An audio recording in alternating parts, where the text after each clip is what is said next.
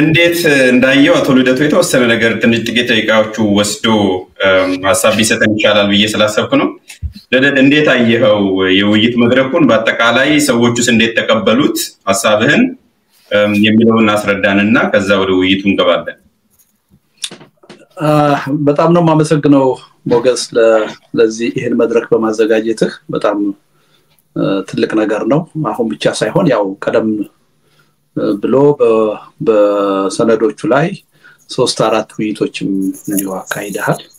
ይሄ ምናልባት አምስተኛ ነው እና ትልቅ ነገር ነው። ይሄ በጣም ጠቃሚ ነገር ነውና ለዛ ከልብ የጉዳዩ የጋራ ቢሆንም አንዳችን አመስጋኝ ሌላችን ተመስጋኝ መሆን ባይገባንም ግን ቀላል ነገር አይደለም። ምክንያቱም ይሄን ያላደረጉ ብዙዎች አሉና ከልብ ነው ማመሰግነው ባንድ በኩል። በሌላ በኩል ደግሞ ጋሽ የሱፍና አቶ ጀማል እናንተም አሁን ለሁለተኛ ጊዜ ነው አሁን እንደገና እዚህ ውይይት ላይ ስትቀርቡ እና ቀላል አይደለም። ይሄ ጠቃሚ ጉዳይ ነው፣ እኛንም ይመለከተናል። ለዚህ ጉዳይ የራሳችንን ሐሳብ ማዋጣት አለብን ብላችሁ ጊዜያችሁን ሰውታችሁ ትኩረት ሰጣችሁ በመቅረባችሁ ደግሞ በእውነት ትልቅ ምስጋና ማቅረብ ወዳለሁ። አክባሪ ይስጥልኝ።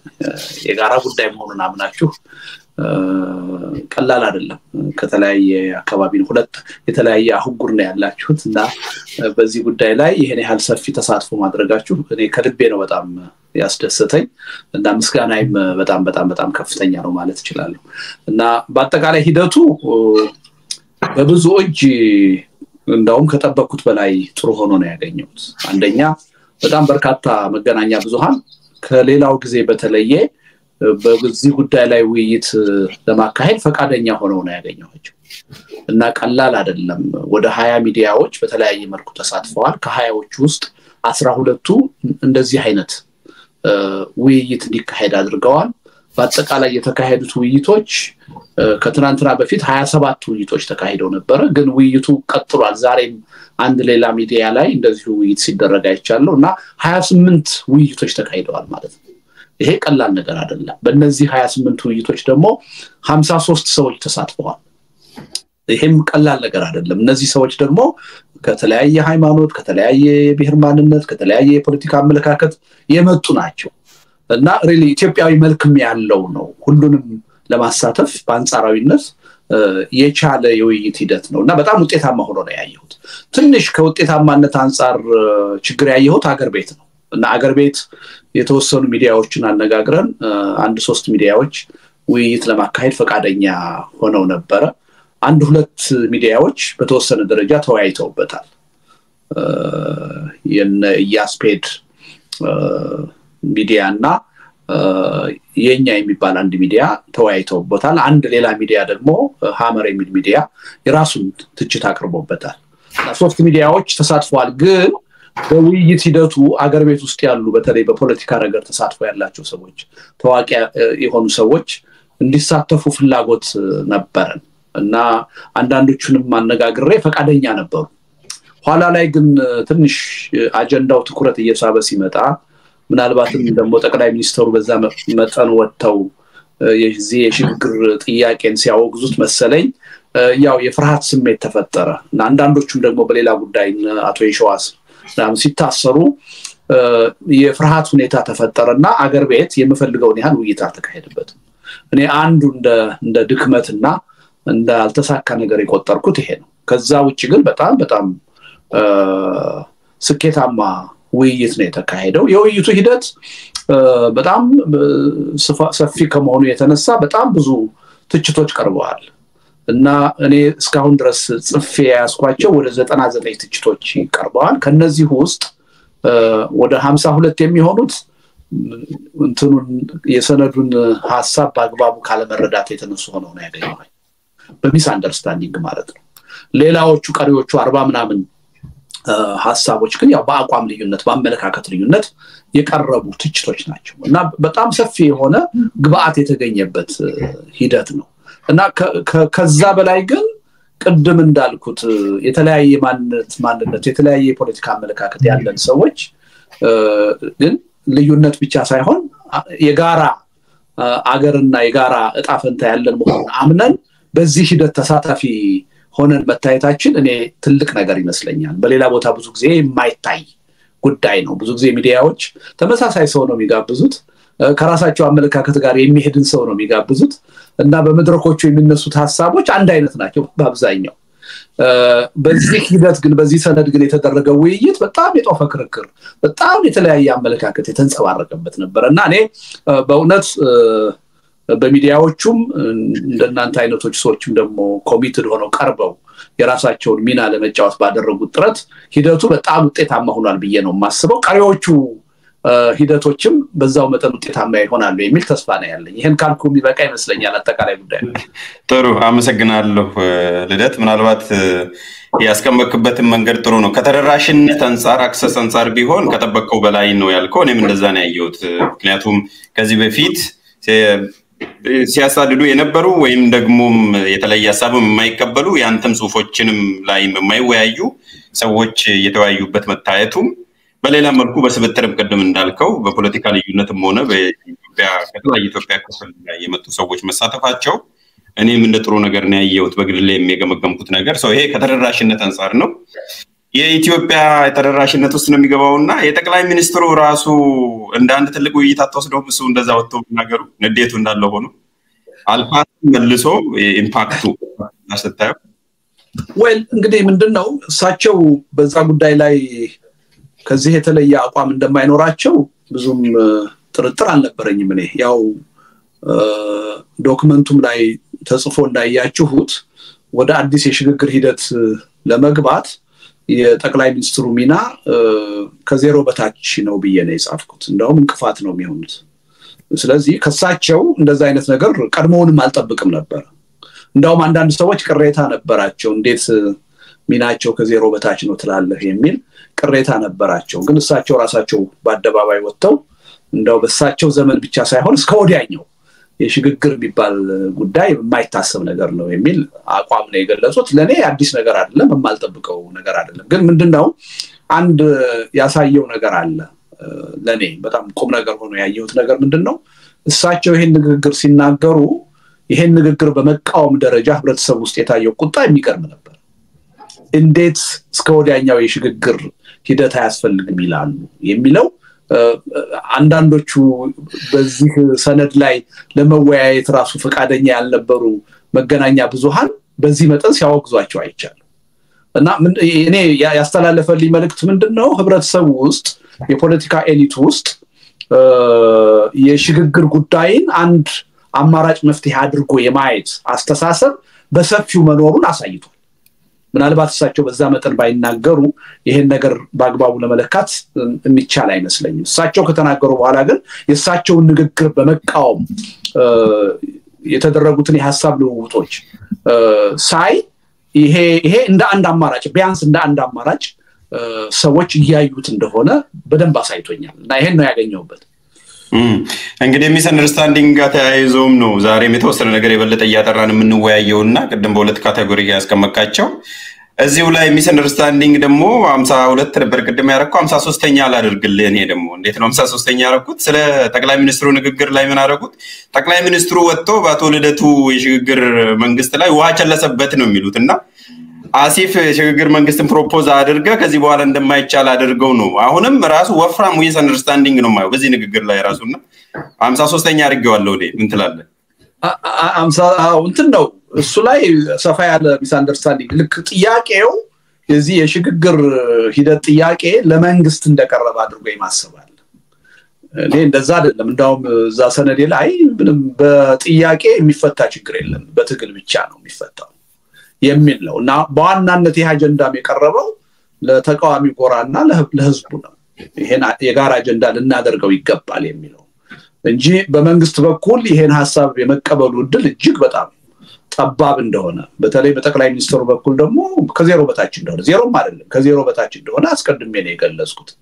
እና መልሱን በዚህ መልኩ ያዩ ሰዎች እንዳሉ አይቻለሁ ግን የሰነዱን አጠቃላይ መንፈስ ስላልተረዱ ይመስለኛል እንጂ እኔ ይሄ ጥያቄ ለመንግስት ይቀርብለት የሚል አይደለም ነው መንግስት ከፈለገ ጥያቄውን ሊያስተናግደው ሊወያይበት ይችላል ግን በዋናነት ይያልኩ ያለሁት ይሄ ጥያቄ ከችግራችን ሊያሻግረን የሚችለው ይሄ መንገድ ስለሆነ ይሄን የተቃዋሚ ጎራና ህዝቡ የጋራ አጀንዳ ሊያደርጉት ይገባል የሚል ነውና የበለጠ አፒል ማደርገው እኔ ለመንግስት አይደለም ለተቃዋሚ ጎራና ለህዝቡ ነው እና ይሄን ካለ መረዳት ይመስለኛል አለመረዳቱ መፈጠሩም ያስፈልግ አይመስለኝም ያው አንዱ የችግራችን አካል ነው ማለት ነው እሺ በዛ በቃለው መጣል ወደ አንተ ምክንያቱም ስለሚስ አንደርስታንዲንግ እያወራኮ ሌላ ተጨመረልን ብዬ ነው አሶ ስፒከር እና እውነት ነው ሲጀመር የሽግግር ሂደቱን በራሳው ፍላጎት ጠቅላይ ሚኒስትሩ የመቀበሉ ከዜሮ በታችም ለምን መሰለ እዛው 52 ካልኳቸው ውስጥ ቀድሜ ይሄ ሚስ አንደርስታንዲንግ አንዱ ነው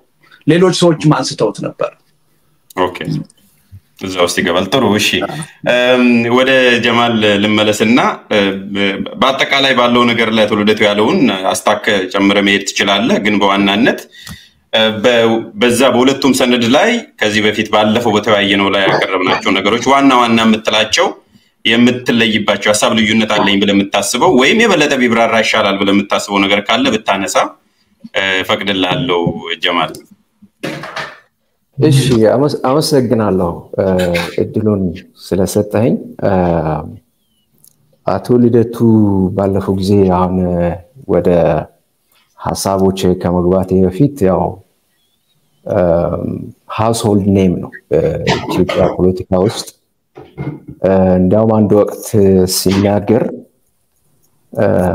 ፖለቲካ የገባሁት በአጋጣሚ የሆነ ስብሰባ ተሳትፌ ነው የሚል ነገር ሲናገር ሰምቻለሁ የቀበሌ ይሁን የምን ደረጃ እና አሁን ሳስበው ያኔ የቀበሌ ስብሰባውን ባይገባ የኢትዮጵያ ፖለቲካ ምን ይውጣት ነበር የሚል ሐሳብ ሁሉ አንዳንዴ ይጭርብኛል ምክንያቱም አማራጭ ልዩነትን በማቅረብ በተለይ አቋም ይዞ መገኘት ያስከው አቋም ይዞት የሚመጣውን ኮንስኮንስ ተቀብሎ መታገል በኢትዮጵያ ፖለቲካ ውስጥ የሌለ ካረንሲ ነው አሁን ማርኬት ውስጥ የሌለ ጉዳይ ነው እና ትውልደቱ ደጋግሞ ያንን አሳይቷል በተለይ ከቅርብ ጊዜ ወዲህ አብዛኛው የምናከብራቸው ሰዎች አብዷል ወይስ ከነል ድረስ ግራ የተጋባንበት ጊዜ በአቋማቸው ጸንተው የቆዩ ሰው መሆናቸው ልዩ ክብር እንዳለኝ መግለጽ ፈልጋለሁ ይሄን ካልኩ አቶ ልደቱ የሚያራምዳቸውን ሐሳቦች ልዩነት አለኝ አሁን የጀመረ ነገር ሳይሆን ከዱሮም ጀምሮ ነው ያ ደግሞ የሐሳብ ብዝሃነትን ከማክበር ጋር የተያዘ እንደሆነ እንዲረዳ ነው ሰው የኔ ዋናው ይሄን ሰነድን ሳይ በኢትዮጵያ ውስጥ ዌል ሪፕሬዘንትድ ነው በማስባቸው ሐሳቦች አሉ በተለይ መሃል ሀገር አካባቢ ስንሆን አብዛኛው ጎራዎች በምሁራንና በትልልቅ ፖለቲከኞች ተወክለው በደንብ ተደርገው ዲቤት ይደረጋሉ እና ብዙን ጊዜ እኔ የፖለቲካ ክስተቶችን ኢትዮጵያ ሳይ ሎውላንድ አካባቢ ያሉ ኢትዮጵያውያን በምን መልኩ ሊያዩ ይችላሉ ከመል ነው እንደዚህ አይነት መነጽር ነው ማየው ስለዚህ ዛሬ አሁን ሪፍሌክት ማድረጋቸው ሐሳቦች ከጅጅጋ ሆኜ እንደ አንድ ሶማሌ እንደ አንድ አርብቶ አደር እንደ አንድ ጠረፍ አካባቢ የሚኖር እና ከሰንተር በጣም የራቀ ሰው የሚኖርበት ማህበረሰብ አንድ መንግስት ብቻ ሳይሆን አብዛኛው ኢትዮጵያ ውስጥ ከነበሩት መንግስታት ጋር ደጋግሞ ከፍተኛ ግጭት ውስጥ የገባ ብዙ ዋጋ የተከፈለበት ማህበረሰብ ውስጥ የጣሰው እንደሆነ እንድትረዱልኝ ነው ይሄን ካልኩ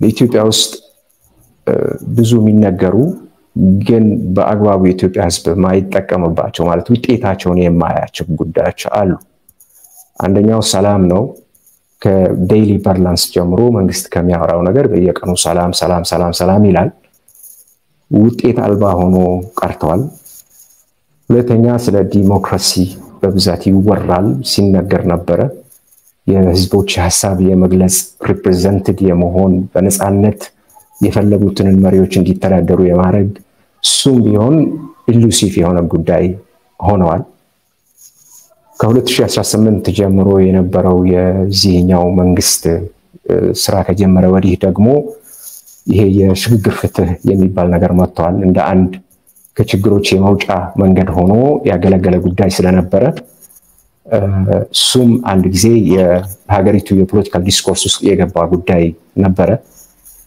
ውጤት ሳያስገኝ እሱም ቀርቷል። ቀጥሎ የነበረው ናሽናል ዲያሎግ የሚባለው ነው፣ ብሔራዊ ውይይት እንዲደረግ የሚል ነው።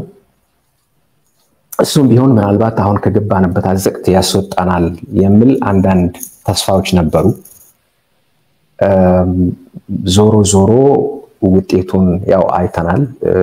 መንግስት በራሱ መንገድ ቀይሶ end of the day ራሱ የሚፈልጋቸው ውጤቶች እንዲያመጡለት የሚፈልገው መድረክ ሆኗል እንጂ የኢትዮጵያን ያሁኑ ከባድ ችግር መውጣት የምትወጣበት መድረክ ሆኖ አላገኘው ነው። ስለዚህ አሁን ቀጥሎ ያለው ያው ሽግግርም ምንድነው ዲያሎግም ከሸፈ፣ ትራንዚሽን ከሸፈ፣ ዲሞክራሲ ምንድነው ያለው ለኢትዮጵያ ህዝብ ተስፋ የሚለው ነገር ምናልባት አሁን በፖለቲካ ዲስኮርስ ውስጥ ሽግግር የሚል ነገር ቢገባ ተስፋ ሰጪ እንደ አንድ ከዚህ አሁን ከገባንበት ችግር የመውጫና ሊታሰብበት የሚገባ ጉዳይ መሆኑ ጥሩ ነው ብዬ ነው የማስበው። ይህን ካልኩ በሰነዱ ላይ ያሉኝ አንዳንድ ሪዘርቬሽንስ መግለጽ ፈልጋለሁ። ሁለቱንም ሰነድ ነው በአንድ ላይ ማነሳው፣ ምክንያቱም አንዱ ያንዱ ውጤት እንደሆነ አድርጌ ስለማየው። የመጀመሪያው ዶክመንት የኢትዮጵያ የችግሩ መሰረት ያስቀምጣል። ቀጥሎ ደግሞ የዛ ችግር መውጫ ተብሎ አንዳንድ ነገሮችን ያስቀምጣል። እርግጥ ምን መሆን አለባት ኢትዮጵያ የሚል ሳይሆን ሽግግሩ ላይ በተለይ ሽግግር ሰነዱ ላይ አጭሯ ማለት ነው የሚታዩ እና የመጀመሪያውን ነጸብራቅ የሆኑ ነገሮችም አሉና እዛ ላይ አንዳንድ ከዚህ ቀደም ያነሳኋቸው ግን ሪዘርቬሽንስ አለኝ ብዬ ማስበው የአቶ ልደቱን ብቻ ሳይሆን ጉዳዮቹ በተለይ ደጋግሞ ስለሚነሳ ትንሽ ብዥታን ይፈጥራል። እነዚህ ነገሮች ቢጠሩስ ብዬ ማስባቸው ነገሮች አሉ። አንደኛው ከነዚህ ውስጥ አሁን የኢትዮጵያን ችግር አናላይዝ የሚያደርጉበት ወቅት አንደኛው ይሄ አሁን መንግስት የሰሯቸው ያበላሻቸው ወሳኝ የሆኑ እድሎች እሱ ምንም ጥያቄ የለውም። ጎልደን የሆነ ኦፖርቹኒቲ ነው ኢትዮጵያ ያገኘችው ዋንስ ኢን አ ላይፍ ታይም። ያንን እድል አበላሽቶታል። ስለዚህ የአመራር ድክመት የተባለውን ነገር በበኩሌ ፕላስ ተጦርኝነት ነገር በመገባ ያለምንም ተቃርኖ የምደግፈው ጉዳይ ነው። የዚህ መንግስት የአሁኑ ችግር ከፍተኛ የሆነ አስተዋጽኦ አድርጓል። ሌላው የዚህ የብሔርተኝነትን ጉዳይ ነው። ብሔርተኝነት በራሱ መንገድ ያው ዲፋይን አድርገዋል። በሀገር ደረጃ በንዑስ ደረጃ ወይንም በክልላዊ ወይንም በተወሰነ ኤትኒክ ግሩፕ ላይ ሲንጸባረቅ ተብሎ የተቀመጡ ነገሮች አሉ። የነዚህ ነገሮች ጅማሩ ላይ መቼ ነው እንደዚህ አይነት ነገር የጀመረን የሚለው ነጥብም አናላይዝ የተደረገበት አጋጣሚ አለ። በተለይ መዋቅራዊ ወደ መሆን 1960ዎቹ አካባቢ እንደጀመረ ኢቭን ዳይሬክሽን ሁሉ ጠቁመዋል። ማለት ያኔ ወደ ማርክሲዝም ከምንሄድ ኢትዮጵያ የሊበራሊዝም ፖለቲክስ ብትከተል ወይንም ያንን አይነት አዝማሚያ ብትይዝ ኖሮ ምናልባት የተሻለ አማራጭ እንደነበረ የሚጠቁሙ ሐሳቦች በደንብ ከተረዳሁት አስቀምጠዋል። እዛ ላይ 1960 ላይ የሚነሱ ተደጋግሞ ብዙ ጊዜ ብዥታን የሚፈጥሩ ሐሳቦችም ስላሉ የርሶን ኢታ ዛጋ በጣም ፈልጋለሁ። get back to 1960 ያኔ የነበረችዋን ኢትዮጵያ ምን ትመስል ነበረ? አማራጮቿስ በእርግጥ the best option የምትለው ነገር ምንድን ነው የሚለው ነገር እንዲታይ ነው። ምክንያቱም ጂኦፖለቲካሊ ኢትዮጵያ ውስጥ በወቅቱ ችግር ውስጥ የገባችበት ጊዜ ነበረ። ብዙ አማራጮችም አልነበሩም። ሁለት ጎራዎች ናቸው የነበሩት። አንደኛው በኮሚኒስቱ የዋርሶ ፓክት የሚመራበት ሁለተኛው ደግሞ ሊበራል እንትን የሚመራውና የአሜሪካን ሰራሽ የነበረው በተለይ ኢትዮጵያ ለረጅም ጊዜ አጋር ሆና ስትገለገልበት ስትጠቀምበት የነበረው ጎራ የነበረው ነው። በወቅቱ በሶማሌ ክልል ከፍተኛ ጦርነት ይካሄድበት ነበረ። በእኛ እንደ ሶማሌ የክልሉ ነዋሪ የክልሉ አማጽዮች የሚያደርጉት ትግል ነው። ግን በመሃል አገር ያለው ፐርላንስ የሶማሊያ ጣልቃ ገብነት ወይ የሶማሊያ ገንጣይነት ተብሎ የሚበሰበስ ጉዳይ ግን ከፍተኛ ጦርነት ነበረ። የጦርነቱ አውድማ ነበረ። ኦልሞስት እኔ ባለኝ መረጃ ከጥቂት ከተሞች ውጪ እንዳለ ክልሉ እስከ ሐረር ድረስ በሌሎች በዚህ በአማጺው ኃይል እጅ የወደቀበት ሁኔታ ተፈጥሮ ነበረ። ወደ ኤርትራ ስንሄድ ከአስመራ ውጪ ነው የሚባለው ሌላውን እንዳለ በአማጺው ኃይል እጅ የወደቀበት ሁኔታ ነበረ። ረሃብ ነበረ የወሎና አካባቢዋ። በስሪት ደረጃ ሲታይ ከፍተኛ የሆነ የተለየ የአረብ የሆነው መሬትና በመንግስት ቁጥጥር ያለው ማለት በሀገር አስተዳደር ስር ያለው መሬት በጥቂት ሰዎች እጅ ወድቆ ሌላው እንዳለ ማህበረሰቡ ፔሰንት የሆነበት ምንድነው ጭሰኛ የሆነበት ሁኔታዎች ተፈጥረዋል። ደቡባዊ አካባቢ እንዲያውም ምንድነው ገባር ስርዓት እና መሰል ነገሮች ሁሉ ይጸባረቅ ነበረ። አዲስ አበባና አርባን ኤሪያውም ራሱ በኑሮ ውድነትና በሌሎች ችግሮች ውስጥ ችግር ተገብተዋል። ሰራዊቱ ተደጋጋሚ በሆነ ዲፕሎይመንት እና የሚገባውን ጥቅም ማግኘት ስላቃተው ራሱን በአመፁ የተሳተፈባቸው አጋጣሚዎች ተፈጥረዋል እና ኦልሞስት ክራምፕል ያደረገች ሀገር እንደነበረች ነው። ስለዚህ አብዛኛውን ጊዜ እኔ ያለኝ ችግር አንድ ቀን የሆኑ ተማሪዎች ተነስተው ማርክሲስት ሌኒኒስት ብለው የተረጋጋችና ሰላም የሆነችን ሀገር የበጠበጡ እስከ መምሰል ድረስ የሚነገሩ ነገሮች አሉ። ያኔ ሀገር የማዳን ዛሬ ካለው ችግር ጋር ይመሳሰላል አይመሳሰልም የሚለው ነገር እንዳለ ሆኖ ነገር ግን አገር ሊያፈርስ የሚችል አደጋ ነበረ በወቅቱ። ያን ጊዜ አማራጮች ነበሯት ወይ? ሊበራሊዝምን የመውሰድ ይሄ ይሻለኛል የምትልበት አጋጣሚ ነበረ ወይ? በተለይ ካፒታሊስቶቹ ኃይል ሊበራሊዝም የሚከተሉት ኃይል ከነበረው የፊውዳሉ አገዛዝ ጋር አብሮ አልነበረም ወይ? ኢቭን ዊዚን ዘ ፊውዳል መንግስት ወይም የንጉሱ መንግስት ራሱ በወቅቱ ውስጥ ለውስጥ ዶክመንቶቹን ባላይም ግን እንደምሰማው ለውጥ አምጡ በተለይ መሬት ያዙትን ከፓርቲዎችና ሌሎች ይሄን ሀገር ሪፎርም አድርጉ ብሎ ግሪን ላይት ሁሉ እንደሰጣቸው ከብዙ ሙከራ በኋላ ግን ምንም ማድረግ እንዳልቻሉ ነው። ዩሱፍ ያሲን ይሄን ጉዳይ አብራርቶ ሊረዱ ይችላሉ። ግን ለለውጥ የተዘጋጀ ኃይል ራሱ እንዳልነበረ የሚያሳዩ ገጠመኞች ብዙ እንደነበሩ ነው የሚያሳዩ። ስለዚህ እዛ ላይ ብሔሮች በጣም ብዙ ችግር ብቻ ሳይሆን ጦርነት ሁሉ እንደ ሶማሌ ክልል የገጠሙበት ሁኔታዎች ነበሩ እና ያንን ሁኔታ በመናይበት ወቅት ይሄኛው አሁን የጠቀሱት የሊበራሊዝም አጋጣሚ ትክክል ይሆን ነበር ወይ የሚል ሐሳብ ነው እኔ ጋር ያለው። ሌላው ይሄ ምንድነው ማርክሲስት ሌኒኒዝምን እንደ ባዕድ ሐሳብ አድርገው ጠቅሰዋል። እርግጥ ትክክል ነው፣ ባዕድ የሆነ ሐሳብ። ሌትስ ሉክ አት ለምሳሌ የንጉሱን አድሚኒስትሬሽንን እንመልከት እስቲ 1948 ጀምሮ ይመስለኛል በፈረንጆች አቆጣጠር የአሲሚሌሽን ፖሊሲን የፍሬንች አሲሚሌሽን ፖሊሲን ተግባራዊ ማድረግ ጀምረው ነበር። ያ ደግሞ በተለይ በብሔሮች ላይ ብዙ ጫናን እንደፈጠረ የሚያሳዩ እንደዚሁ ምልክቶች ይታያሉ።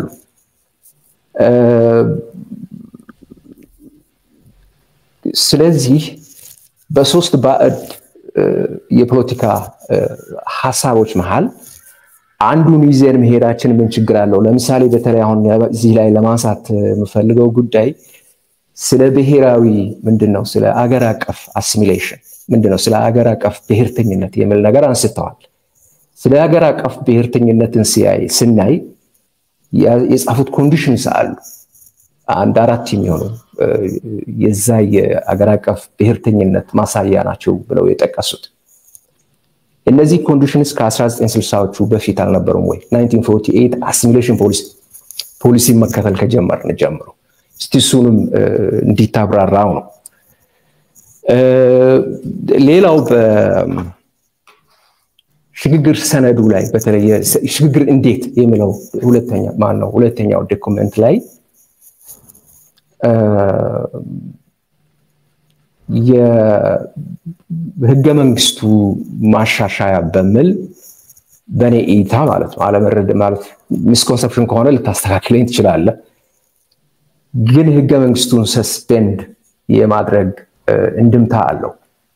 በስምምነት ቻርተር ምንድነው በቃል ኪዳን ቻርተር የተተካ ይመስለኛል። ያ በኔ በኩል በተለይ አሁን ቀደም ህጎችና ሐሳቦችን ሳይ ከሎውላንድ ማህበረሰብ አንፃር ነው ብዬ ነገርኩህን በደንብ አድርጌ ማስቀመጥ ፈልጋለሁ። በዚህ ህገ መንግስት ስር ብዙ ጉዳት ደርሶብናል። 1990 ላይ ተግባራዊ 1991 አካባቢ ተግባራዊ ከሆነ 94 አካባቢ ተግባራዊ ከሆነ ጊዜ ጀምሮ ወይንም ኢህአዴግ ከገባ ጀምሮ የብሔር ፖለቲካ መዋቅራዊ ሆኖ ማለት ህገ መንግስት ተረቆ ማልቲናሽናል ማልቲ ኢትኒክ የሆነ ኮንስቲቱሽን ተረቆ ተግባራዊ ከሆነ ጀምሮ በተለይ ሶማሌ ክልልን ስትመለከት በጣም ብዙ አደጋ ደርሷል። የዛሬዎቹ ለምሳሌ አማራ ክልልን እንደ ህልውና አደጋ እንደሆነ ራይትሊ እንደዛ አድርገው ሲገልጹ ማይቻል ነው። ይሄኛውም እንደዚሁ የህልውና አደጋ የገጠመበት ሁኔታ ነበር። በጣም ብዙ ሰው ሞቷል። ያው ሰምተውታል በአገር ውስጥ ስለነበረው አደጋው በጣም ከባድ ነበር። ተከብሮለታል። በተለይ በዚህ በኮንስቲቱሽኑ ላይ ሪስፔክት ተደርጎለታል ብለ የምታስበው መብት አልነበረም። ኢንክሉዲንግ the right to representation ራሱ handpicked የሆኑ ሰዎች ፌደራልም ክልልም እስከ ቀበሌ ድረስ ወርደው የሚያስተዳድሩበት ሁኔታ ነበረ። ለንዳኔ አይነቱ አሁን ሶማሌ ወይንም ሌሎች አካባቢ ያሉ ልክ እንደዚህ ሎውላንድ አካባቢ ያሉ አሁንም ብዙ አደጋዎች የደረሱበት ቢሆንም ህገ መንግስቱ መነካት የለበትም። መነካት አይባልም፣ ግን እዛ ላይ ጥብቅ ብሎ ቀርተዋል። ዋናው ምክንያት ደግሞ ሲምቦሊካሊ የሰጣቸው መብቶች ስላሉ ቢያንስ ራስህን ማስተዳደር ትችላለህ በወረቀቱ ላይ ማለት ነው። not practically በራስ ቋንቋ የራስህን ባህል የራስህን አካባቢ ያንተው ነውና ራስህ አስተዳደር የሚል መብትን የሰጠው ተግባራዊ ተደርጓል አልተደረገም ሌላ ጉዳይ ነው። አሁን ኢትዮጵያ ውስጥ ክልል ሳይኖርም ያው የኖርኩበት ሀገር ነው።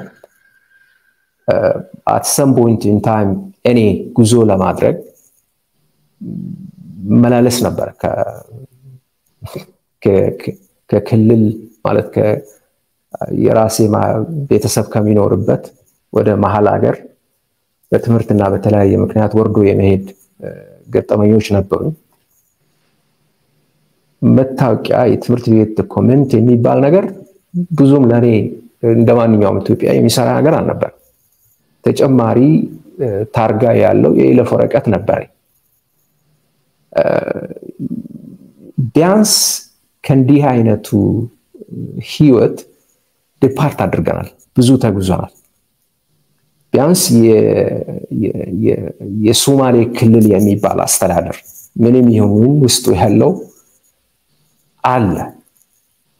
ልክ እንደዚሁ በሎውላንድ አካባቢ እንደ ቤኒሻንጉል እንደ ጋምቤላ እንደ አፋር እዚህ ደቡብ አካባቢ በዞን የተዋቀረ ቢሆንም ምንም ያህል ተሳትፎ በሀገር ፖለቲካና በሀገር ኢኮኖሚ ውስጥ ያልነበራቸው ሰዎች ህገ መንግስቱ የተወሰኑ ነገሮችን ጽፏል። አሁንም ቢሆን ብዙም አሁን ካለው መንግስት የማትለያዩበት ነገር አለ። እኔ መንግስት አሁን ከሚናገረው በውስጥ በግልጽም አሁን የሚካሄደው ናሽናል ዳያሎግ ያንን ህገ መንግስት በብዙ መልኩ መሻርን ይጠይቃል ያደርጋል ብዬ ነው የምጠብቀው። አንደኛው ፕሬዚደንሻል ስርዓት ከመፈለጉ ውጪ እነዚህ ከመሃል አገር ወይንም ሴንተር ላይ ኮንሰንትሬትድ የነበሩ ስልጣኖች አትሊስት በፔፐር ደረጃ በወረቀት ደረጃ ወደ ታች ስላወረደበት ምቾት የሰጠው አይመስለኝም። ስለዚህ እነዛን መልሶ እንደገና ወደ ሰንተሩ የመለስ ፍላጎት እንዳለው አውቃለሁ። ስለዚህ ለኛ ይሄ ህገ መንግስት ለጊዜው እናስቀምጥና በቻርተር ይቀየር ከዛ በኋላ እንወያይና የሚሻሻሉ ነገሮች ካሉ የሚለው ነገር አስቀድመን ያገኘናት አትሊስት በወረቀት ላይ መልሶ መስጠቱ ክብደት ይፈጥራል፣ አደጋን ይፈጥራል፣ አለመታረቅን አለመስማማትን ይፈጥራል የሚል እምነት ስላለኝ ስለዚህ why not in the first place ህገ መንግስቱን ሽሮ በቻርተር ከምትተካ ልክ ለምሳሌ አሁን የፓርላማ የአሁኑ ፓርላማ አንድ ተዋጽኦ እንዳለው ቻርተሩን የማጽደቅ መብት እንዳለው መሪዎችን የመብረጥ ብቻ መሰለኝ የተወሰደው ሸንጎ ከዛ ኋላ እንዲቋቋም ተደርጓል። ስለዚህ ትልቅ ሮል ተጫውቷል እዛ ላይ። ይሄኛው ህገ መንግስት እንዳለ ሰስቴን አድርጎ ቶታሊ ሳይድላይን ከሚደረግ እዛው ባለበት የሚደረጉ ማስተካከሎች ካሉ እነዛን ማስተካከሎች ለምን አይደረግም የሚል ጥያቄ ነው እኔም ጋር የነበረውና አመሰግናለሁ። በዚህ ሀሳብ ጥራለሁ። ሶሪ ካንዛዛሁ። እሺ እንግዲህ የለም ልደት ምናልባት ያው ረጅም ጊዜ መሃል ላይ ያስጠበቁ ጋሽ ዮሴፍም የተወሰነ አብራርቶ ብንመለስበት ይሻላል ሐሳቡን ይዘው የሚሻለው የጀማልን ጉዳይ አይተን ከዛ ደግሞ ጋሽ ዮሴፍን አይሻልም ከሚደራረብ እኔም ደግሞ ለሁለቱ ለሚያነሷቸው ጉዳዮች ረጅም አስተያየት ከምሰጥ ለዛ ይሻላል። ይሁን እንግዲህ ጋሽ ዮሴፍ ይጠብቁን እንግዲህ እሳቸው ብዙ እንዳይቆዩ ከሆነ ብዬ ነው እንጂ የጋሽ ደግሞ ይቅርብ ካላችሁ ችግር የለብኝም። አይ የሚሻለው አንተ ቀጥልና ጋሽ ዮሴፍም ኢንተርጀክት ማድረግ ካለባቸው ኢንተርጀክት ያርጓት ኤኒ ታይም እንደዛ ይሻላል። እሺ ቀጥል ልደት። ጥሩ በመጀመሪያ ደረጃ እንደው ቅድምም ስላልገለጽኩት እንትና አቶ ጀማል ለመጀመሪያ ጊዜ ያየሁት አንተ ፕሮግራም ላይ ቀርቦ አንድ ቃለ መጠይቅ አንድ ውይይት ሲያደርግ ነበርና ውይይቱ እንዳለቀ ነው ይመስለኛል ሞገስ ደውዬ በጣም ኢምፕረስድ መሆኔን የነገርኩት እና ለምንድነው ሐሳብህን በደንብ በግልጽ የማቅረብ ችሎታ የሚገርም ነው። ጥርት ያለ ያሳሰብ አቀራረብ ነው ያለህና አሁንም ያየሁት እሱን ነው ማለት ነው። በጣም ነው ደስ ያለኝ። ያው ጋሽ ዮሴፍ ምናልባትም አስተሳሰብን በመቅረጽ ረገድ ትልቅ ሚና ሳይኖረው አይቀርም። የሱን አርቲክሎች እያነበብን ነው እኛ ያደግነው። በኢህአዴግ ጊዜ ጦቢያ ላይ ይጽፋቸው የነበሩ በየሳምንቱ አርቲክሎች እያነበብኩ ከዛ ጊዜ ጀምሮ አድናቂው ነኝ ማለቴ ነው። መጽሐፉንም ራሴ ከማንበብ አልፌ ለብዙ ሰዎች ሪከመንድ አድርጌያለሁ። ምን ያህል በተጨባጭ የኢትዮጵያን ሁኔታ የሚያቀሰው ከችግሩ እስከ መፍትሄው ድረስ በደንብ ፍንትው ብሎ የሚታየው ሰው መሆኑን አውቃለሁ ማለቴ ነውና እንደው ሁለታችሁ ጋር በመቅረቤ ዛሬ በጣም ነው ደስ ያለኝ ማለቴ ነው። እና አሁን ጀማል ያነሳቸው ጥያቄዎች ደግሞ እውነቱን ለመናገር በብዙዎቹ መድረኮች የተንጸባረቁ ስለሆነ ፋይዳቸው በጣም ጥሩ ነው። ምናልባት ብዙዎቹን ያለ መግባባት ያለ መረዳዳት ችግሮችንም ለመፍታት በሐሳብ ደረጃ ያሉብንንም ልዩነቶች ለማንጸባረቅ የሚረዱ ጥያቄዎች ሆነው ነው ያገኘኋቸው። በጣም መሰረታዊ ናቸው በእውነት እና ጥሩ ሆኖ ነው ያገኘሁት ለማለት ነው። ወደ እንትኖቹ ስገባ ይሄ ኢትዮጵያ ውስጥ ያለው ከብሔርተኝነት ጋር የተያያዘው ችግር መቼ ነው የተጀመረው የሚለው ጉዳይ ነው። ሰነዴ ላይ ግልጽ ለማድረግ ሞክሬያለሁ። አንዱ ምናልባት በዚህ አጋጣሚ መግለጽ ያለብኝ ይሄ መቋጫው የሚለው ጽሁፍ የስጽፋ እስካሁን የጻፍኳቸው ወደ 30 የሚደርሱ መጣጥፎች ማጠቃለያ ነው እና እዛው መግቢያው ላይ በደንብ አስቀምጫለሁ። ይሄ ጽሁፍ በጣም ጥቅልና አጭር ነው እና ምናልባት በአንዳንድ ጉዳይ ላይ ዘርዘር ያለ አመለካከት ለመረዳት ከፈለጋችሁ በጉዳዮቹ ላይ በተናጠል የጻፍኳቸውን አርቲክሎች መለስ ብላችሁ ብታነቡ ጥሩ ነው ብዬ ሪከመንድ አድርጌያለሁ። ምክንያቱም ይሄ በጣም ተጨምቆ የቀረበ ሰነድ ነው እና ብዙዎቹ ነገሮች አያብራራም። ለዛ ነው እኔም ይሄን ነገር እውቅና ሰጥቼ ሌሎቹን መጣጥፎች መለስ ብላችሁ ብታነባቸው ጥሩ ነው ያልኩት ለዛ ነው። እና ይሄን ነገር በሌሎች መጣጥፎች በረጅሙ ይጀበታለሁ ግን እዚህ ጽሁፍም ላይ ገልጬዋለሁ። እኔ አሁን የዚህ የብሔርተኝነት ወይም ከብሔር ጋር የተያያዙ ችግሮች ድንገት ኢህአዴግ ሲመጣ ተጀመሩ ብዬ አላምንም። ወይም ደግሞ በ1960ዎቹ የተማሪዎች እንቅስቃሴ የተፈጠሩ ናቸው ብዬ አላምንም። እኔ እያልኩ ያለሁት ምንድነው ጥያቄው እንደ ጥያቄ ጎልቶ የወጣው በኢትዮጵያ ፖለቲካ በ1960ዎቹ ነው። ሜቢ በ1950ዎቹ መጨረሻና በ1960ዎቹ ከተማሪዎች እንቅስቃሴ ጋር ተያይዞ ነው ጥያቄው እንደ ጥያቄ ጎልቶ የወጣው በኢትዮጵያ ፖለቲካ። ለጥያቄው መነሳት ምክንያት የሆኑት ችግሮች ግን ከዛ በፊት በነበሩት ስርዓቶች የነበሩ ናቸው። እንደውም ትልቁ ችግር እነዛ ስርዓቶች ከዚህ ከብሔር ጋር የተያያዙ ጥያቄዎች ሲነሱ ጥያቄዎቹን በተገቢው ጊዜና ቦታ በአግባቡ መፍታት ስላልቻሉ ነው እነዛ ነገሮች ተጠራቅመው የበለጠ ተወሳስበው የሀገራዊ የፖለቲካ ችግር የሆኑት የሚል እምነት ነው ያለኝ። እኛ መቼ ነው የተጀመረው የሚለው ቆይቷል። በተለይ የአፄ ኃይለ ሥላሴ መንግስት ይሄ ቀደም ሲል ከዛ በፊት የነበረውን ይሄ ፌደራል መሰል አደረጃጀት በጣም ወደ ተማከለ አመለካከት ከመሰረተ ልማት መስፋፋት ከዚህ ከሀገራዊ ብሔርተኝነት ማደግም ጋር ተያይዞ ሁሉን ነገር አማክሎ ወደ ሴንተሩ ማምጣት እና በሁሉም አካባቢዎች የሚኖሩትን አስተዳደሮች ከማዕከሉ እየሾሙ የመራቅ ጉዳይ የበለጠ በጣም በአፄ ኃይለ ሥላሴ በተለይ ከጣሊያን ወረራ በኋላ በከፍተኛ ደረጃ የተሰራበት እና ችግሮቹ ከዛ በፊትም መነሻ አላቸው። እንደ ጥያቄ ግን ጎልተው የወጡት በ1960ዎቹ የተማሪዎች እንቅስቃሴ ነው የሚል እንጂ ችግሮቹ የተጀመሩት ያኔ ነው አይደለም። ለዚህ ጥያቄ መምጣት ምክንያት የሆኑ የተዛቡ ግንኙነቶች ከዛ በፊት ነበሩ። እነዛ ችግሮች እነዛ የተዛቡ ግንኙነቶች ተገቢ የሆነ መፍትሄ ስላልተሰጣቸው ነው አድገው ትልቅ አገራዊ የፖለቲካ ችግር የሆኑት የሚል አንድ። ሁለተኛ ኢህአዴግ ላይ ሲመጣ ችግሩ በአዲስ መልክ ተፈጠረ አላልኩም። ኢህአዴግ ሲመጣ መዋቅራዊ ያደረገው ችግሩ የነበረውን ችግር መዋቅራዊ ያደረገው ነው እንጂ እሱ ፈጠረው ማለት ነው። ከዛ በፊት የተፈጠሩ ነገሮች ናቸው ብዬ ነው ማለት እና መቼ የሚለው ላይ እኔ በዚህ መልኩ ነው ማለት ስረ መሰረት አለው እና ተጠያቂ የማደርገው ከድሮ ጀምሮ የነበሩትን ስርዓቶች ነው።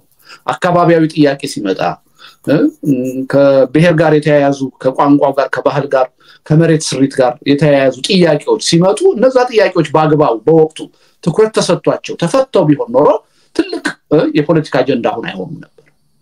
በዚህ ደረጃ ገነው አሁን ገዢ የሆኑት የተፈራረቁት መንግስታት ትኩረት ሰጥተው ስላልፈቷቸው ነው የሚል እምነት ነው ያለኝ።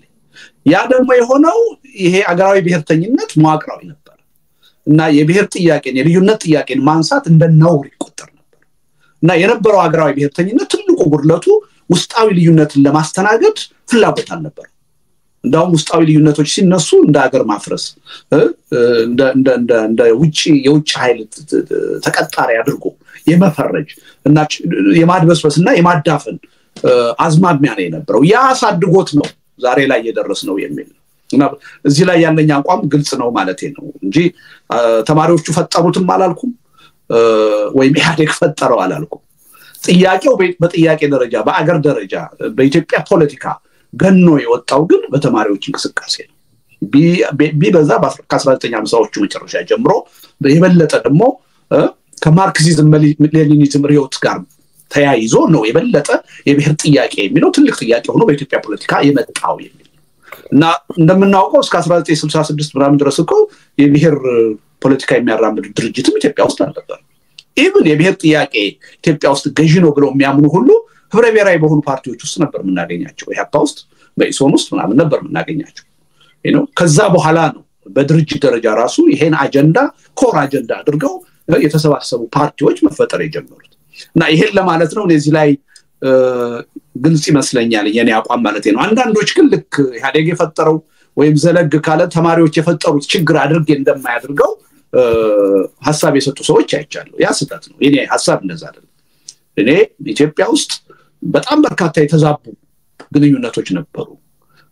ከነዛ ከተዛቡ ግንኙነቶች ውስጥ ደግሞ ከብሔር ጋር የሚያያዙ ከቋንቋ ጋር ከባህል ጋር ከመሬት ስሪት ጋር የተያያዙ ችግሮች ነበሩ ብዬ ነው ማለት።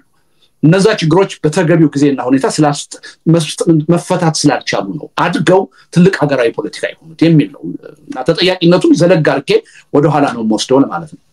ሌላው 1960ዎቹ ላይ በነገር ላይ እዛ ላይ ስለ ሊበራሊዝም አንስቻለሁ። አንዳንድ ሰዎች ሊበራል ዲሞክራሲ መሆን ነበረበት የምንከተለው ያልኩ አድርገው ነው ወሰዱት። ኖ ምናልባት ሞገስ ልትረዳይ ትችላለህ፣ ጽሁፉ ላይ ልታሳይ ትችላለህ። እኔ ያልኩት ምንድነው በሊበራል ዲሞክራሲ ማዕቀፍ ውስጥ ያሉ ጠቃሚ እሴቶች ከሀገራችን ተጨባጭ ሁኔታ ጋር አዋደን ይዘን ልንቀጥል እንችል ነበር ነው ያልኩት እንጂ በኢትዮጵያ ተጨባጭ ሁኔታ እንኳን ያኔ አሁንም ምዕራብ ሀገር ያለው ሊበራል ዲሞክራሲ መጥቶ ተግባራዊ ሊሆን እንደማይችል እኔ አምናለሁ።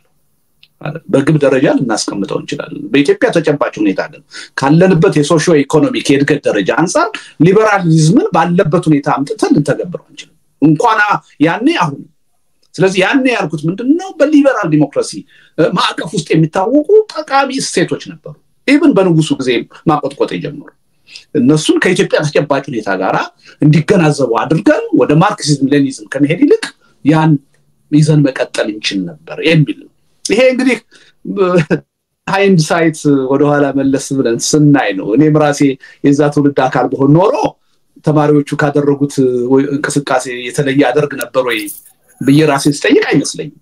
ኦልሞስት ማርክሲዝም ሌኒኒዝም በዓለምም በአፍሪካም በኢትዮጵያም ደረጃ ፋሽን የነበረበት ሁኔታ ነው እና ለምን ያን ተከተሉ ብዬ የሚል ወቀሳ አላቀርብም። ግን ሪሊ ከኢትዮጵያ ተጨባጭ ሁኔታ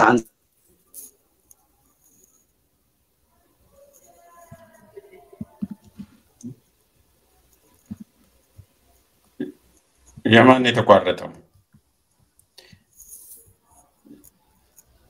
የልደቱ ነው? የኔ ድምጽ ይሰማል አይደል? ይሰማል። የልደቱ ነው የተቋረጠው መሰለኝ። ተመልሶ እንግዲህ ይመጣል። ተቋርጠ ነበር ልደት።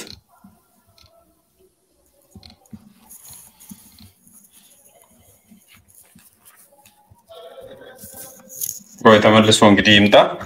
እግረ መንገዱንም ጋሻስን አንዳንድ የተነሱት ነገሮች ላይ ልደቱ ሲመለስ ጣልቃ መግባት ይችላሉ። እርሶም በተለይ የታሪክ ጉዳይ 1970ዎቹ 60ዎቹ ሲነሳ በህይወትም ስለነበሩ የሚያውቁት ነገርም ስላለ ኢንተርጀክት ያደርጉ። ፊል ፍሪ and ኢንተርጀክት ያደርጉ። don't let us to get away with it። አንዳንድ ነገሮች አሳስተን ከሆነም እኛ ከኋላ የመጣ ነው እሱንም እንዲያስተካክሉን ነው። ተመልሶ መጥቷል። ካንተ ጋር ነው የጠፋው።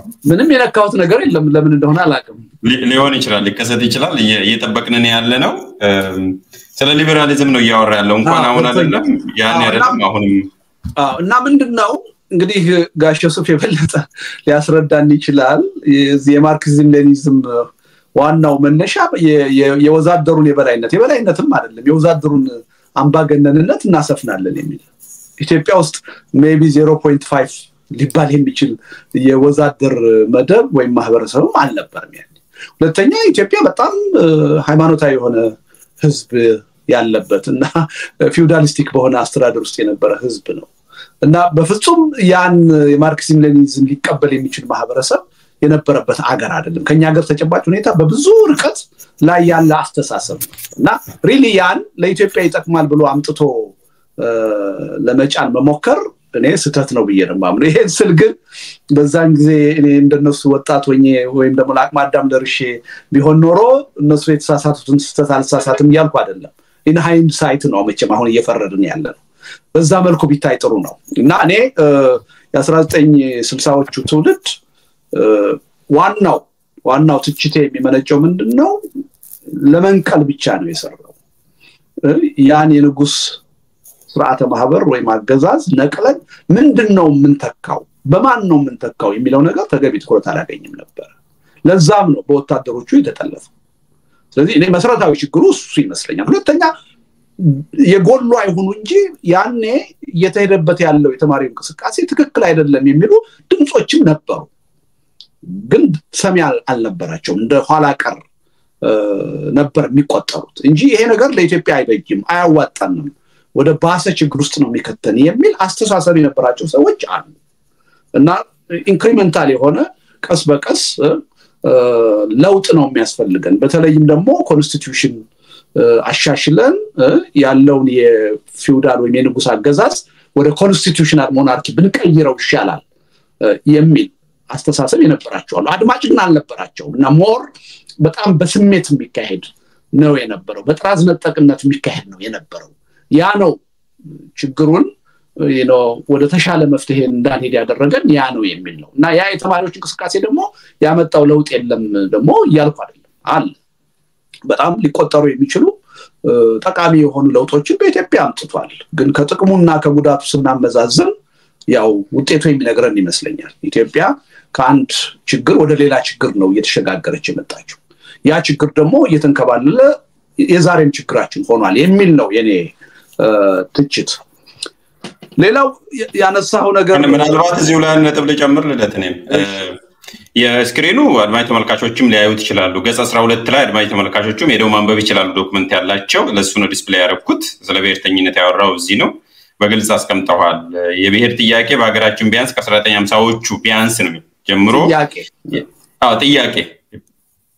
የነበረና አሁንም ያለ ጥያቄ ነው ይሄ ጥያቄ በተጨባጭ እንዲኖር ያደረጉም ጉዳዮች አሉ ለምሳሌ ባህል ቋንቋ ከማንነትና ከመሬት ትርኢት ጋር ተያያዙ የተዛቡ ግንኙነቶች አሉ ዛሬም አሉ ይያለ ይቀጥላል ገጽ 12 ላይ እንድታነቡት ነው ቅድም ስለጠየቀኝ ግን እኔ መጀመር የፈለኩት መድሎት ላይ ዛሬ ብቻ አይደለም መድሎት መጽሐፍ ላይ ኢትዮጵያ ሊበራል ዲሞክራሲን ለመቀበል የትኛውንም አይነት ዲሞክራሲ ፎር ዛት ማተር ለመቀበል ሚድል ኢንከም ሶሳይቲ በሌለበት ሲቪል ሶሳይቲ ባልተጠናከረበት ሁኔታ ላይ ሊታሰብ አይችልም ብለም በመድሎት ላይ ምጽፋል ለማስታወስ በግልጽ ቋንቋና ያንን ልጨምር ብዬ ነው ቀጥል እውነት ነው ይሄ አቋሚ አዲስ ሳይሆን ቢያንስ መድሎት እንግዲህ ከተጻፈ 17 18 አመት ሆኖታል ማለት ነው ከዛ ጊዜ ጀምሮ የምለው ነው ግን አይ ዶንት ኖ ለምን እንደሆነ አላቅም ብዙ ሰዎች የሊበራል ዲሞክራሲን ዝም ብሎ እንዳለ ኢትዮጵያ ውስጥ አምጥቶ ተግባራዊ ማድረግ ይቻላል የሚል አመለካከት እንዳለኝ አድርገው የሚያዩ ሰዎች አሉ ነው እኔ እንደዛ ብያላስብ በጣም ክሪቲካል የሆነ እንትን አመለካከት ነው እዛ ላይ ያለኝ ማለት ነው ሌላው ጀማል ከአሲሚሌሽን ጋር አያይዘህ ያነሳው ነገር አለ እዚህ ላይ ልዩነት አለን እኔ ቅድም እንዳልኩት የነበረው አገራዊ ብሔርተኝነት ለአህዳዊ ስርዓት ነበረ ብዬ ነው ማምነው ያ ስርዓት የአሲሚሌሽን ስርዓት ነበረ ግን ብዬ አላምንም ከአሲሚሌሽን ትርጉም ጋር በጣም የራቀ ማንነት ያለው ስርዓት ነው የነበረው እንጂ እኔ ያ ስርዓት የሌሎች ማንነት ሁሉ ጠፍቶ በአንድ ማንነት ይተካ የሚል ፖሊሲም አልነበረውም በተግባርም እንደዛ አይነት እንቅስቃሴ አላየሁም ለምሳሌ አንድ እንደምሳሌ ተደርጎ የሚጠቀሰው ቋንቋ ነው የአማርኛ ቋንቋ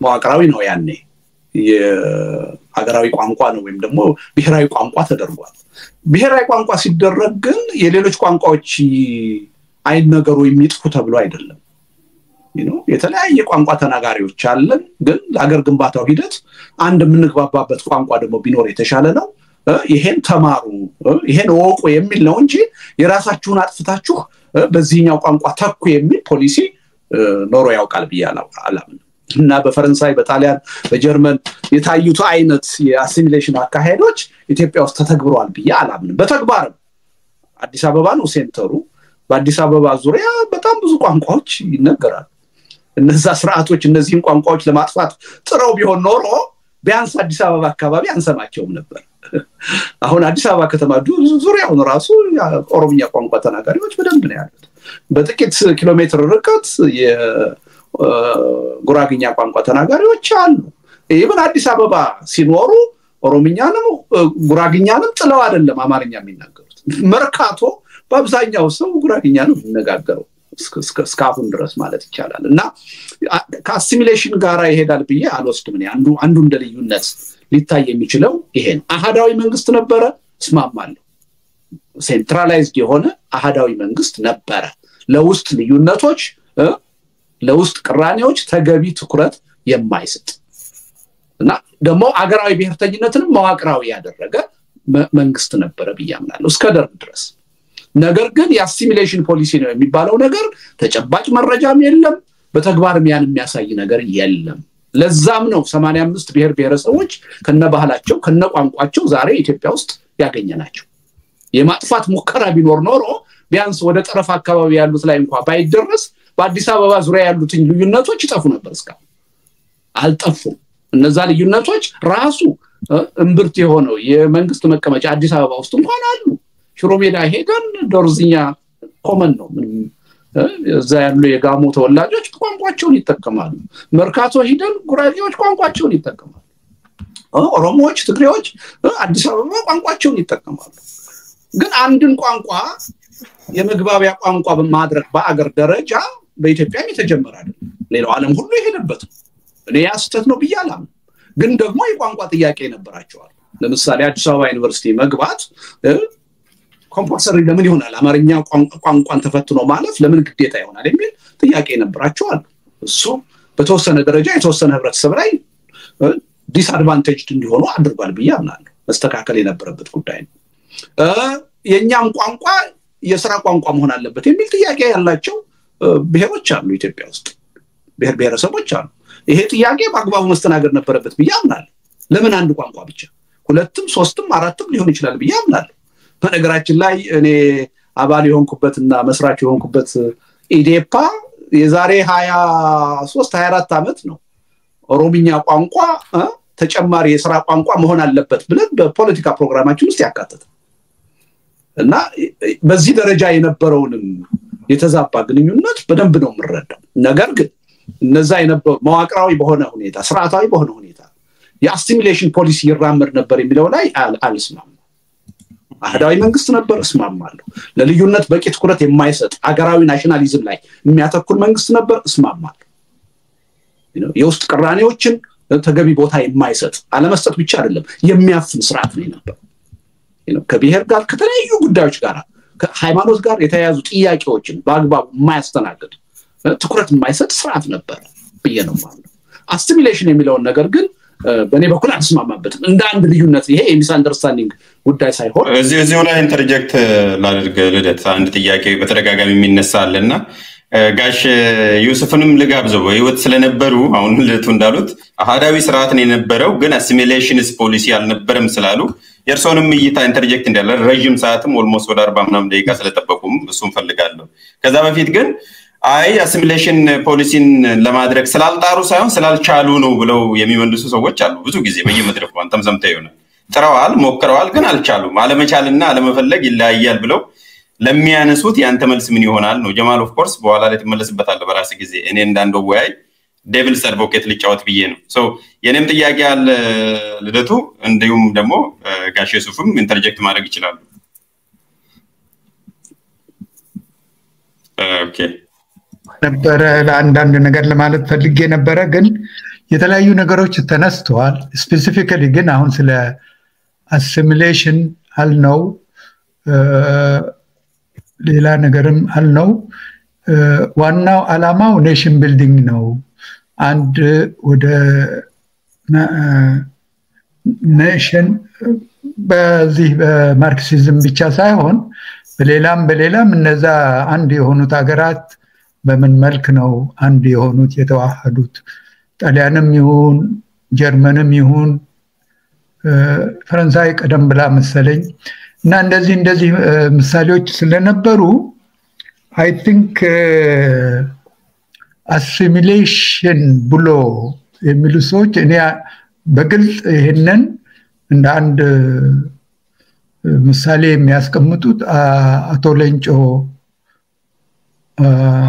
ለታ ናቸው ይሄ ደግሞ ምንድነው የሚሉት ትምህርት ፖሊሲውን ያስቀምጣሉ በትምህርት ፖሊሲውን አይ ቲንክ የሚጠቅሱት እንትን አለ ረጅም ጥቅስ አለ ከዛ ከትምህርት ፖሊሲው ያ የትምህርት ፖሊሲውና የነበረው ሁኔታ ትምህርት ፖሊሲው ምን መምሰል አለበት ከሚለው ተነስቶ ነው ያን እንደ አሲሚሌሽን ይቆጠራል ይሄ ብቻ ሳይሆን አተደንጮ የሚሉት as a reaction to that ነው ብዙ ናሽናሊዝም ሪአክት ያደረገው አይነት ነገር አባባሎች አሉ እኔ ግን አንድ በሌላ መልክ ነውና ጀማል በሎላንድ ያላቸው ጠረፍ አካባቢ ያላቸው ሎላንድ እንግዲህ ጂኦግራፊ ነው ጠረፍ አካባቢም ያው ጂኦግራፊም ምንድነው የሚባለው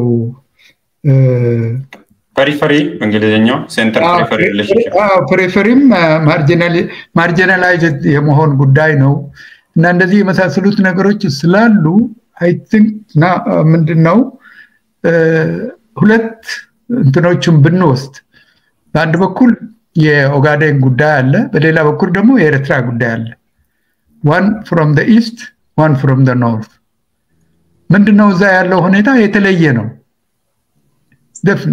የሶማሌ ክልል ልዩ የሚያደርገው የሶማሊያ ሪፐብሊክ መመስረትና ከዛ በፊት ከናካቴው ይሄንን አካባቢ ኖት የኛ ነው ከኛ ጋር መዋሃድ አለበት ብቻ ሳይሆን ቶታሊ ይሄንን መሬት እንግሊዝ ነው የሰጠብን ለኢትዮጵያ ለምኒልክ ለጃንሆይ ተብሎ ነው ያ በዛ በኩል ሲነሳ የነበረውና ገፍቶ መጨረሻ ላይ በ69 በእኛ ወይም በ77 ወደ ጦርነት ወደ ከፍተኛ ጦርነት ያመራ ጉዳይ ነው በአንድ በኩል የዛ የኦጋዴን ውስጥ ያሉት የኢትዮጵያውያን ጥያቄ ቶታሊ ኮምፕሊኬት ማነው ኮምፕሊኬት አደረገው ሌላ መልክ ሰጠው እስከዛሬ ባለንበት ሁኔታ ውስጥ ያስገባን አንድ እንትኑ ያን የሶማሌ ኢሹ ነው meaning የኦጋዴን ሶማሌዎቹ ወይም ኢትዮጵያውያን ሶማሌዎች ጉዳይ ሳይሆን የሶማሊያ ወይም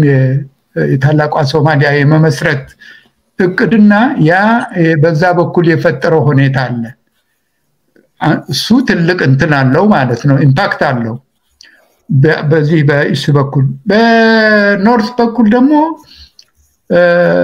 ፓርቲዎች ያሉባት ኤርትራ ማለት ነው ፓርቲዎች አሉ immediately በ1946 ፓርቲዎች ተመስርተዋል እዛ ፓርቲዎች አሉ የመጀመሪያ ፓርቲዎች አሉ ማህበራዊ ማነው የሰራተኛ ማህበር አለ የጽሁፍ ማነው መጽሔቶች አሉ ሌላ ምን ማለት ነው አትሊስት ያቆጠቆጠ ዲሞክራሲ ባይሆን የዲሞክራቲክ ኢንስቲትዩሽንስ የማየት የፍሪ ፕሬስ ፓርቲ እንደዚህ የመሳሰሉት ነገሮች ያሉበት ህገ መንግስት ነበራቸው ያ ህገ መንግስት ደግሞ ብዙ የሚሰጣቸው ፍሪደሞች ነበሩ ያ ደግሞ because of this እንግዲህ በ1955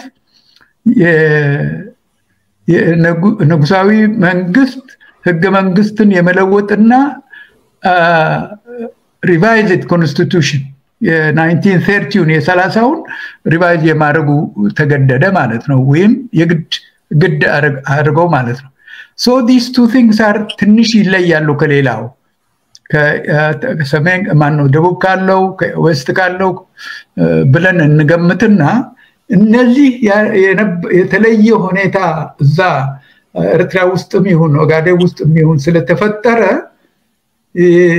የነሱ ጉዳይም በአጠቃላይ በኢትዮጵያ ሁኔታ ላይ የፈጠረው ደግሞ ተጽዕኖ አለ ማለት ነው አሁን እንዳየነው ህገ መንግስት የመቀየር immediately ይሄ የነበረ ነገር ነው 1955 የተለወጠው ህገ መንግስት of course እንትን የኮንስቲቱሽናል ሞናርኪ ባይሆኑም የተወሰኑ ከ1930 ከነበረው ኮንስቲቱሽን የተለየ እንትን ፈጥረዋል ትክክል ነው በዚህ ሂደት እንግዲህ ምን ማለት ነው አሁን በአንድ በኩል ኦጋዴን ውስጥ ያለው ልዩ ሁኔታ አለ። በዛ በኩል ደግሞ የሶማሊያ ነፃ ወጣ ሁለት ሶማሌ ላንድ ማነው ሶማሌ ላንድና ሶማሊያ ወይም መጋዲሾና ሀርጌሳ አንድ ከሆኑ 6 ቀን በኋላ ነው አንድ የሆኑት። በነገራችን ላይ 6 ቀን በኋላ ይመስለኛል። ከዛ በኋላ የነበረው እዛ የነበረው ናሽናሊዝም እና ይሄንን call it anything ናሽናሊዝም በለው ሬደንቲዝም እንበለው የፈለጉትን ስም እንስጠው ያ የነበረው ግፊት በብዙ መልኩ አንድም በኢትዮጵያ ላይ ከፍተኛ ተጽዕኖ አሳድሯል። በሌላ በኩል ደግሞ የትክክል የሆነውን የኦጋዴን ህዝብ ማርጂናላይዝድ ኢሹ ኦቨርሻዶ ብቻ አርጓል ብቻ ሳይሆን ቶታሊ ኮምፕሊኬትድ እና ሌላ አቅጣጫና መልክ ሰጥቶታል።